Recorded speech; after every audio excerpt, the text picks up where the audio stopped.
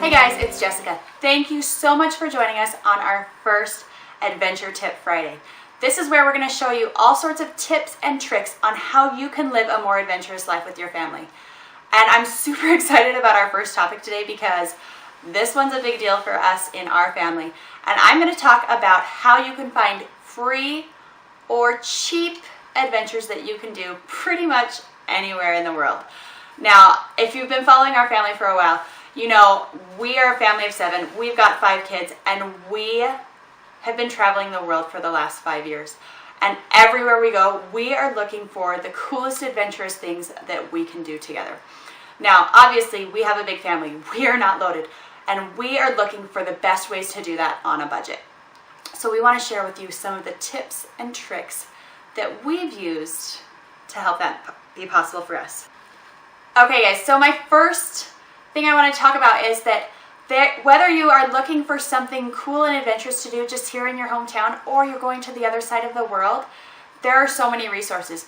But if you start out by Googling maybe the top 10 things to do in this place, almost everything that you see is going to be from a tour company. It's going to be expensive, it's going to be pricey, and most of the time, many of the options that you're going to see are available for you to do on your own or at a really reduced cost. For example, our family spent several months living in Mexico last winter, and one of our favorite things to do there was to go and visit the cenotes, which are like these really cool sinkholes out in the middle of the jungle.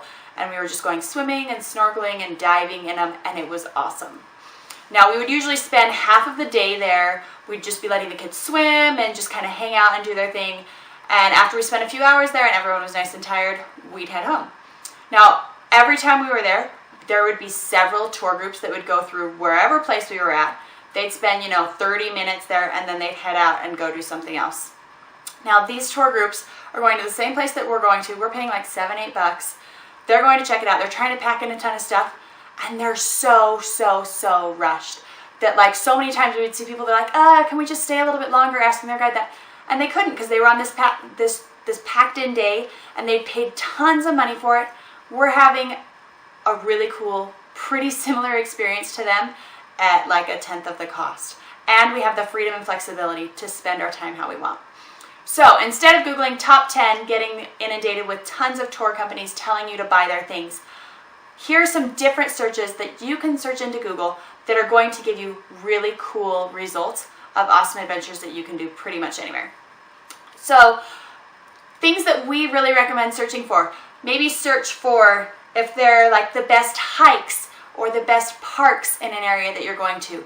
If you're heading somewhere on a coastal area, look for the best beaches or the best places to go snorkeling from the beach for free. Another thing that we really like to search for, because we can always find really adventurous things to do nearby, is if we're looking for hot springs or if we're looking for waterfalls. Those sort of things just gravitate adventure, and there's so many cool things to do nearby. A way that we involve our kids in this, and that they totally love, if you haven't tried this with your kids, you have to, is try geocaching.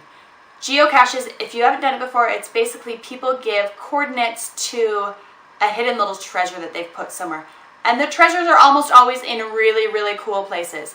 So just go and Google it, look for geocaching. You can literally find them all over the world. We've found them in so many different countries. And it's a great way to involve your kids. It's kind of like a scavenger hunt that they're going on. So give that a try. It's a really easy way to do it. Another thing that you need to check into is looking for national parks in whatever country you're going to.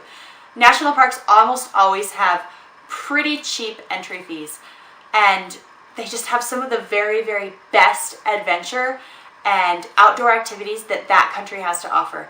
I mean, even when our family went to South Africa to go on safari, instead of going to really expensive fancy game reserves, we found out that we could get a South African National Parks pass, and it sent us and gave us entrance into like some of the best game reserves in the entire world. And we're going on a National Parks Pass budget. We had a rental car, and we're going through having this amazing safari experience with our family for like a super cheap price. So national parks are always pretty much a gold mine of cheap adventure that you can do with your family. Another thing that you should check out, these two websites are just amazing, but the first one is roadtrippers.com, and the other one is Atlas Obscura. There are so many super cool adventures that people are highlighting on both of those sites. All over the world. Road Trippers is obviously more road trip based, like things that you could stop and see along the side of a road trip that you might not even think were cool, that probably wouldn't have crossed your mind before, but you'd see them and you're like, oh my gosh, that was so cool. Cool things to see, cool things to go and do. And Atlas Obscura, they just have like the coolest off the beaten path destinations and spots to see and things to go check out that are, they're obscure. Obviously Atlas Obscura. We actually just bought their book they have a new kids book. We just bought it for our kids, and it has like some of the coolest places to go and see all over the world, and our kids are already asking us if we can visit some of these places. So both of those are super, super great resources that you should go and check out.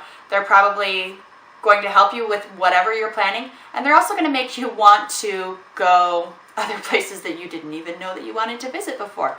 So check both of those out.